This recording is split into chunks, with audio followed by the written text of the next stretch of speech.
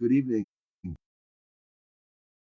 Tov, welcome. We have a beautiful story here we'd read at third meal in our family, and I said we have to share this.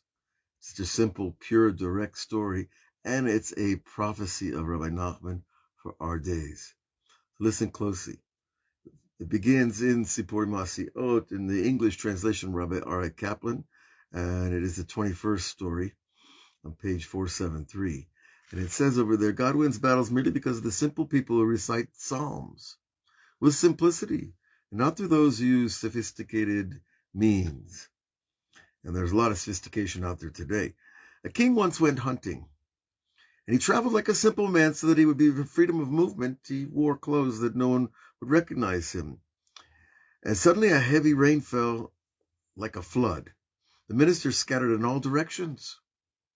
They left the king alone, and the king was in great danger. He searched and he found the house of a villager. The villagers invited the king in and offered him some food and sat by a stove, keep him warm, dry his clothes. And he let the king sleep on a wooden pallet, which back in the day, if you're lucky, had a little straw on it. This was very sweet and pleasant for the king. He was so tired and exhausted that it seemed as if he had never had such a pleasurable experience. Meanwhile, the royal ministers all looked around for the king. Suddenly you realize in your own fear you forget the king. I think that happens to a lot of us. We have a moment in life, we have fear, we have doubt, we have uncertainty. We forget the king of all kings. Finally, the ministers, they found the king in this villager's little hut where they saw him sleeping.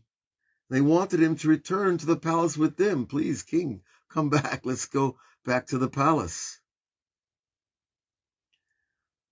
And returning to the palace, of course, is returning to the greatness of the divine presence that was once in Jerusalem, coming out of exile. The exiles being lost in a forest, in a storm, at night. You did not even attempt to rescue me, the king said to his ministers. Each one of you ran to save yourself. But this man, the simple man, rescued me. Here I have the sweetest experience. Therefore, he will bring me back to the palace. In his simple wagon, in these rather simple clothes, and he will sit with me on my throne. End of story. Very simple. Rabbi Nachman concluded by saying that it is said.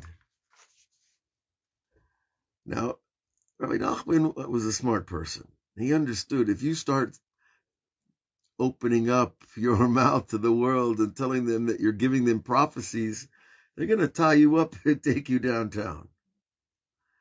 So Rabbi Nachman, and he told us he would do this, that he put his prophecies, his visions, let's call them, his visions of the future, he put them in stories so that people could learn them and extract what they're capable of extracting and not bring judgment on the tzaddik or on the followers of the tzaddik or on his books, because people are like that. It's not everybody is like that, thank God. There are people of faith, but there are people who are going to bring din and judgment and negativity on anything that brings a little light into this world. And so the Rebbe put his visions in stories, and he expected us to work it out. And he says that when it is known, he doesn't say, I'm telling you, right? No big deal. He says, it is said. Said where, by who? Well, that's up to you to figure out. It is said that when the Messiah comes, there will be a flood. And that people will be flooded with atheism. It will not be a flood of water, but a flood of immorality. It will cover all the high mountains, even the Holy Land, where the original flood did not reach in the times of Noah. But this time it will come with such strength that the water will splash over the land, the Holy Land. This means that it will have an effect even on virtuous people, righteous people. There will be no way to combat this with sophistication. All the royal ministers will be scattered. Sound familiar? Politics, ministers. And the entire kingdom will not be firm on its foundations. I don't think we have to talk too far about that. The only ones who will uphold it will be the simple Jews who recite psalms in simplicity. Therefore, when the Messiah comes, they will be the ones to play the crown on his head. So that's the end of the Rebbe's comments. And, I think that each of us can make the connections that we want to make. And to make too many connections can be problematic as well. Because, who are we? Well, we're people who learn these books and try to absorb and understand and compare and look at the world and extract understanding. We're not fools trying to, bring about something new. We're just trying to understand what the wise people said. And what he's telling us here is very deep when you look at it, because which ministers are out there today supporting the king? Which ministers believe in the Jewish vision of a king, and the Jewish vision of redemption, and the view of the restoration of holy kingship, which just means good kingship run with holy principles of Torah. It doesn't matter what you wear and what you say, where you went to elementary school. It matters what you believe today and what you put into practice today.